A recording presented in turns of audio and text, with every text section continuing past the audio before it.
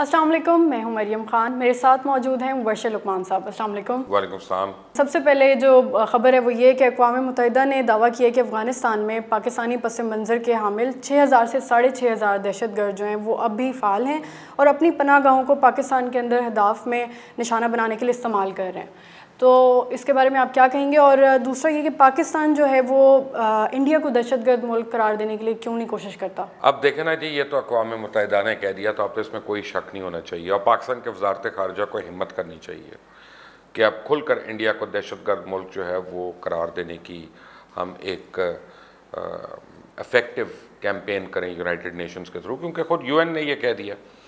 तो अब तो साबित हो गया कि इंडिया जो है वो एक रिस्पॉन्सिबल सिटीज़न नहीं है इस दुनिया का, कि अपने हमसाया ममालिक में वो दहशतगर्दी करता भी है, करवाता भी है, और उसके बड़े प्रूफ्स हम पहले से दे रहे थे, कई सालों से दे रहे थे।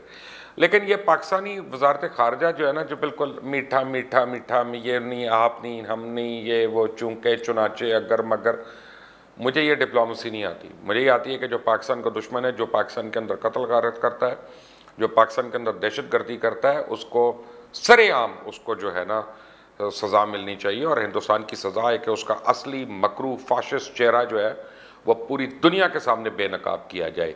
एक घटिया और मकरू हुकूमत है वहाँ पे मोदी की, जिसने सेकुलरिज्म की ईंट से ईंट बजा दी है, और ख़ुद उसने सबसे ज़्यादा नुकसान हिंदुस्तान को पहुँचाया। और अक़वाम मुत्तहिदा की इस बात के बाद अब कोई दो राय नहीं है। पाकिस्तान ने स्कर्दू एयरबेस में JF-17 डिप्लॉय किए हैं और चीन जो है वो इसको एक्सपेंड भी कर रहा है। दूसरी तरफ जो इंडिया है वो क्लेम कर रहा है कि पाकिस्तान और चीन जो है वो मिलकर हमला करेंगे। हमला करेंगे और किसी को काम ही नहीं है ना ज़िंदगी में करने के लिए। इंडिया से कहे ना कि पहले तुम क्यों गए थे वहाँ पे, पहले कश्मीर में भी तुम क्यों गए थे, तुमने वहाँ पे भी हमला किया, तुमने निहत्ते कश्मीरियों को भी मारा, इतने अरसे से मार रहे हो, आज से तो नहीं मार रहे।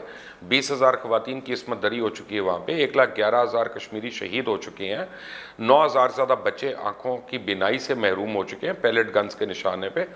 तो वो कौन जंग कर रहा है और वो कौन कर रहा था? हिंदुस्तान को अब जो है ना करारा जवाब मिलना चाहिए, और ईंट का जवाब पत्थर से मिलना चाहिए। JF-17 थंडर क्यों किए हैं पाकिस्तान ने?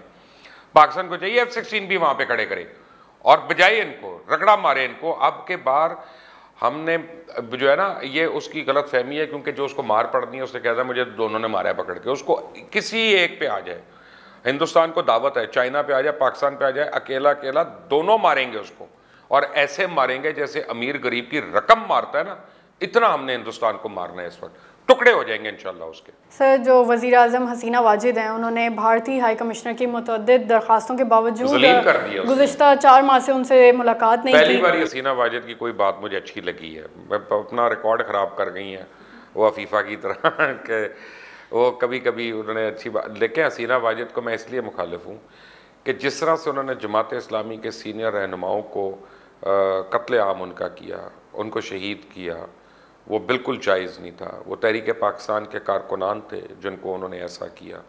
लेकिन चलें, उस वक्त वो इंडिया की गोद में बैठ के खेल रही थी, उन्होंने खेल लिया।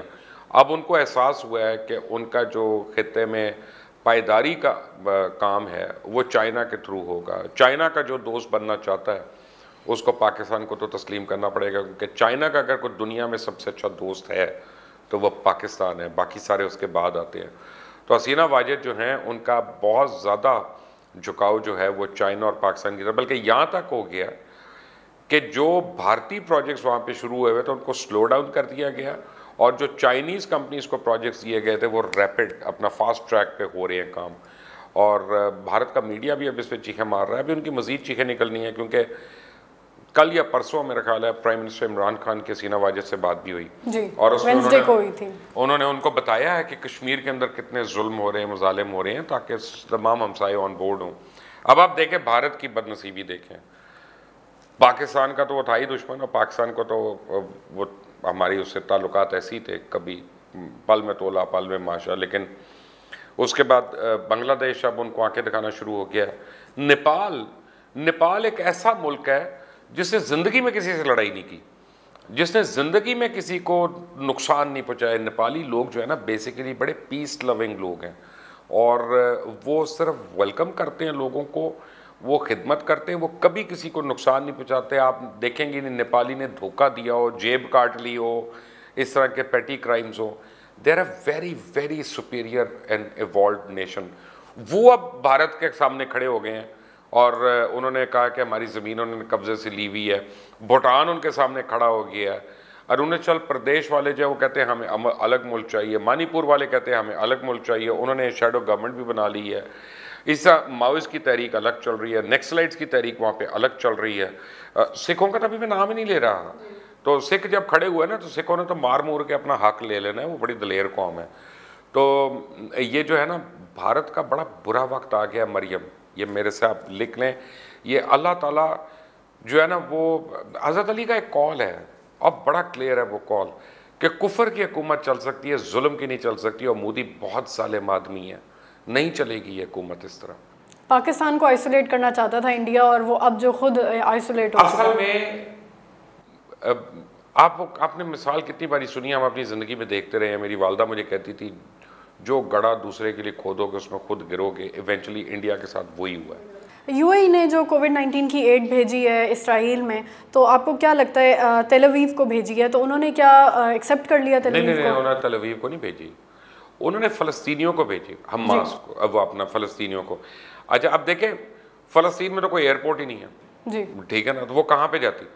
उन्होंने गुडविल जेस्चर के तौर पे अपना जहाज़ जो है वो तेल अवीव लैंड कराया कि वहाँ से एड पहुँच जाए। तो इसमें दोनों यूएई और इजराइल की हुकूमत, बस दोनों को क्रेडिट देना पड़ेगा। ऐसी बात नहीं है कि एक ने एड भेजी दूसरे ने एक्नॉलेज कर ली और उसमें ख़यानत नहीं की और जाने दी। फ़लस्तीन की हुकूमत ने ना कर दी, उन्होंने कहा हमें नहीं चाहिए क्योंकि ये तेल अवीव में लैंड किया प्लेन। हमास जो इजराइल से लड़ा है, उन्होंने कहा हमें दे दें कि हम लोगों में तो हम हैं, हुकूमत तो नहीं है। तो वो एड ऑफिशियली हमास ने ले ली पूरी।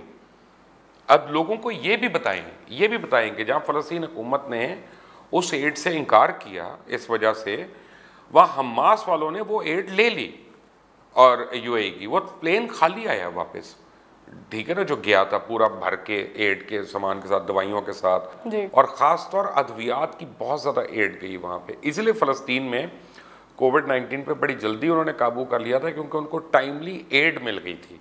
और वो किससे दी थी? वो यूएई ने दी थी। तो किससे मिलकर दी थी? तेल अवीव से मिलकर दी थी। अब फ़लस्तीनी हुकूमत तो प्रचार कर रही है कि नहीं, और हमास ले चुकी है, तो लोगों को सही बात भी पता होनी चाहिए। खबरें फैल रही हैं कि सऊदी अरेबिया जो है वो इसराइल को एक्सेप्ट कर लेगा, तो आपको क्या लगता है अगर ये होता है तो इससे उम्मत मुस्लिमा में दुख फैलेगा, और अगर होगा तो इसके क्या नतीजे हो सकते हैं? पता नहीं उम्मत मुस्लिमा किस बात पे खुश होती है। मैं मज़रत के साथ, जिन मुस्लिम ममालिक ने इसराइल को रिकग्नाइज़ किया हुआ है उनसे को उम्मत मुस्लिमा ने बॉयकॉट किया हुआ है। वो इजिप्ट हो, वो जॉर्डन हो, वो और मुल्क हों, वो सारे जिनके सफारती ताल्लुकात हैं इसराइल के साथ, उनमें क्या हमने जाने से इनकार कर दिया या उनके हमने सफारत खानों को बंद कर दिया? यहाँ पे मुझे ये लड़ाई नहीं समझ आती कि हम दूसरों की लड़ाई क्यों करते हैं। मेरा एक ख्याल है कि हम फ़लस्तीन की और फ़लस्तीनियों की ज़्यादा मदद उस वक्त कर सकते हैं कि जब हम किसी से डायलॉग कर रहे हो, हम बात कर रहे हो, हम उनको बता सकें कि तुम गलत कर रहे हो। सिर्फ हमारे अखबारों में बयान आने से तो कोई फ़ायदा नहीं है ना। और दूसरी बात है कि सऊदी और इजराइल का तो एक टैसिट कॉन्ट्रैक्ट पता नहीं कब से चल रहा है।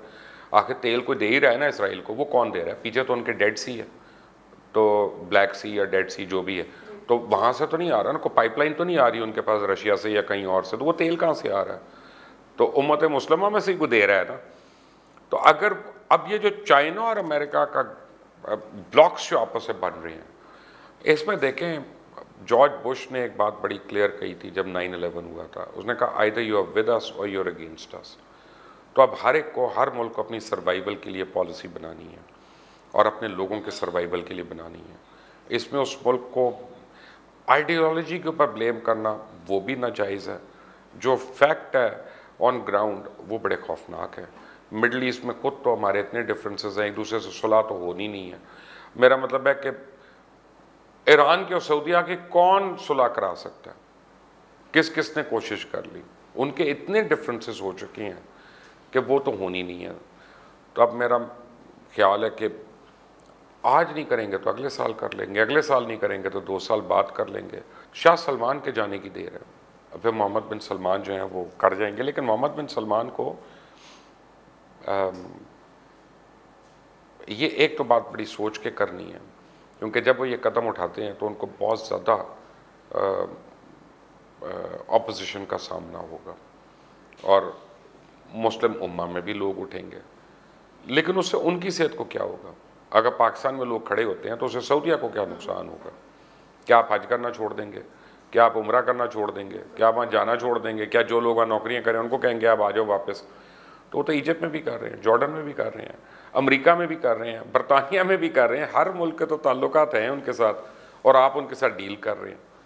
तो हमें भी तो ज़रा हक़ाइक़ और सच मालूम होना चाहिए। सर आपका बहुत बहुत शुक्रिया। व्यूअर्स आपका भी बहुत शुक्रिया। अगर आपको ये वीडियो पसंद आए तो इस वीडियो को लाइक करिएगा, अपने कमेंट्स हमारे साथ शेयर करिएगा, हमारे चैनल को सब्सक्राइब करें, बेल आइकन को प्रेस करें ताकि हमारी लेटेस्ट वीडियोस आप तक बर वक्त पहुँच सकें। अपना ख्याल रखें। खुदा हाफिज़।